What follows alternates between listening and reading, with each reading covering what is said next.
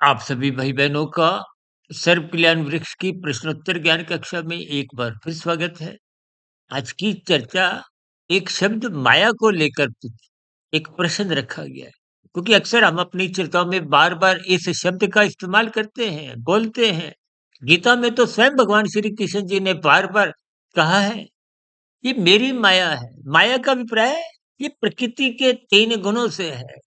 यूँ तो माया का अभिप्राय मूलभूत रूप से राजसी, तामसी स्थितियों से है या यूँ कहो कि संसार के आकर्षणों से है। माया के विभिन्न अर्थ हैं। भ्रम भी है, धोखा भी है, एक सत्य को छिपाने वाली स्थितियाँ भी है, पर्दा डालने की भी स्थितियाँ हैं। देखिए राजसी, तामसी स्थितियाँ सत्वगुण पे पर्दा डालती हैं, सत्य छुपाती हैं।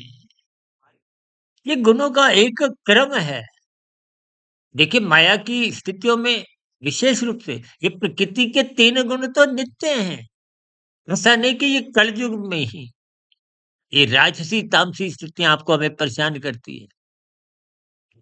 ये अनादि काल से ये माया एक यंत्र है। ये त्रिगुणात्मक यंत्र है। तमोगुण रजोगुण सत्वगुण की स्थितियां हैं। शास्त्र बार बार कहते हैं तमोगुण से अच्छा क्या है रजोगुण, रजोगुण से अच्छा क्या है सत्वगुण। और शास्त्र बार बार कहते हैं सत्वगुण मुक्तिदायक है, बंधनदायक रजोगुण और तमोगुण है। और हम तो बार बार कहते हैं रजोगुण बंधनदायक है और तमोगुण तो हानिकारक है। तमोगुण बढ़ने के कारण ही आपका हमारा कर्माशय बिगड़ता है। बिगड़ा हुआ कर्माशय नीचे की जो 80 लाख अधोगति यानी कि नीचे की जो जोनियां हैं उन जोनियों में फिर माया इतनी मरने के बाद कर्मफल सिद्धांत के अंतर्गत को जाने को विवश कर देती है। नीचे की जोनियों के ऐसे कितने जोनियां ऐसी हैं जिनके आप और नाम नाम सुनना भी पसंद नहीं करते। उन जोनियों में भी आज जितने जीव हैं वो भी कभी ना कभी आपके हमारे समान मनुष्य जोनी में थे। देखिए मनुष्य के मरने के बाद क्या कहा जाता है स्वर्गवास। लेकिन मनुष्य से नीचे की जो असंख्य जोनि है भले ही आत्मा तो देखिए निश्चित है कोई घटबढ़ नहीं होती लेकिन इतनी अनंत है कि शास्त्रों में लिखा ही नहीं गया और लिखना संभव भी नहीं है, इतनी अनंत है। देखिए 20 लाख तरह की तो वनस्पति जोनी है। कहीं भी आप नजर दौड़ाओ पेड़ पौधे ये कितने कीड़े मकोड़े कीट पतंगे कितने जीवाणु अभी कोरोना का वायरस देखिए ये सब स्थितियां बहुत ही इस शाब्दिक स्तर पर आप और हम जितना भी इस पर चिंतन करें मूलभूत रूप से तो आप देखिए पशु पक्षियों की स्थितियां देखते हैं कीड़े मकोड़े जो दृश्य जगत है। ये तो अक्सर आप भाई बहनों के कुछ ऐसे प्रश्न भी आते हैं किसने देखी 84 लाख जोनियां। देखिए शास्त्रों में एक एक शब्द बहुत ही नपतुल तोल तोल के कहा गया। कुछ बातें आपको आरंभिक स्तर पर समझ आती हैं क्योंकि आपका हमारा आध्यात्मिक विषय पार्ट टाइम भी होता नहीं। मूल विषय तो आपका हमारा राजसी स्थितियां हैं संसार है। संसार को पाना भोगना इकट्ठा करने की ही स्थितियां आप और हम विशेष रूप से भले ही ये माया की स्थितियां हैं क्योंकि संसार में ये माया ये दृश्य जगत ये कार्य जगत इसके पीछे का कारण तो मूलभूत रूप से परमात्मा है। ये माया तो जड़ है। जड़ में अपने आप क्रिया नहीं होती। हम तो बार बार कहते हैं ना प्रकृति में परिवर्तनशील है हर क्षण कितने परिवर्तन होते हैं। ये परिवर्तन होते हुए दिखाई देते हैं। जड़ में कभी अपने आप कोई हलचल नहीं होती। ये परमात्मा की कहते हैं ना परमात्मा की निर्गुण निराकार ब्रह्म सत्ता। परमात्मा एक सर्वव्यापी सत्ता है। तो सर्वव्यापी सत्ता सगुण साकार तो संभव ही नहीं है। वो निर्गुण निराकार ही संभव है। जैसे पृथ्वी देखिए स्थूल है ये अंतिम घटक है 24 तत्वों के ब्रह्मांड का। जल उससे कम, अग्नि उससे और कम, और वायु का भी आपको में कोई प्रत्यक्ष रूप से कोई दिखाई नहीं देती, लेकिन उसका बोध होता है स्पर्श के रूप में। और आकाश का तो हमें बोध ही नहीं होता। देखिए, सूक्ष्म जगत की स्थितियों को आप जितना-जितना क्रमबद्ध समझोगे, उतना-उतना ये माया की स्थितियाँ, ये राजसी, तामसी स्थितियाँ जो विशेष रूप से, देखिए संसारी आकर्षण राजसी स्थितियाँ हैं। शास्त्रों में तो स्त्री-पुरुष के आपसी आकर्षण को भी रजोगुण से जोड़ा गया। ये रजोगुणी स्थितियाँ, देखिए जितने भी पदार्थों के सुख हैं, वो तो तामसी पदार्थ हैं। और दूसरी बात, जब आप विहित कर्म करते हो, विहित का अभिप्राय जो शास्त्र अनुमति देते हैं। जैसे यातायात के नियम आपको हमें हरी बत्ती पे चलने की अनुमति देते हैं, लेकिन लाल बत्ती पे रुकने का आह्वान करते हैं। और जो नहीं रुकता उनके चालान करते हैं। इसी तरह प्रकृति भी समझाती है, ये करो, ये मत करो। एक बार अभी हमारी एक वीडियो आई थी ना, डू एंड डोंट्स पर।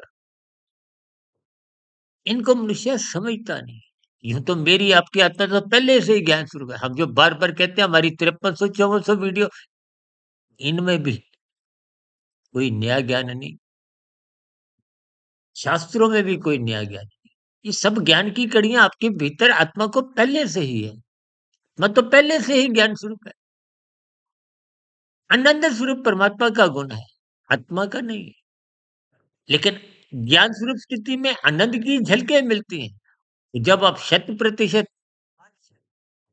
आत्म स्वरूप हो जाते हो, ज्ञान स्वरूप स्थिति की एक मायातीत की स्थिति में पहुंच जाते हैं, तो फिर शत प्रतिशत आनंद की स्थितियां, यानी कि मोक्ष की स्थितियां, मायातीत की स्थितियां, लंबे समय के लिए आनंदमय जीवन बिताते हैं। इसलिए माया की स्थितियों से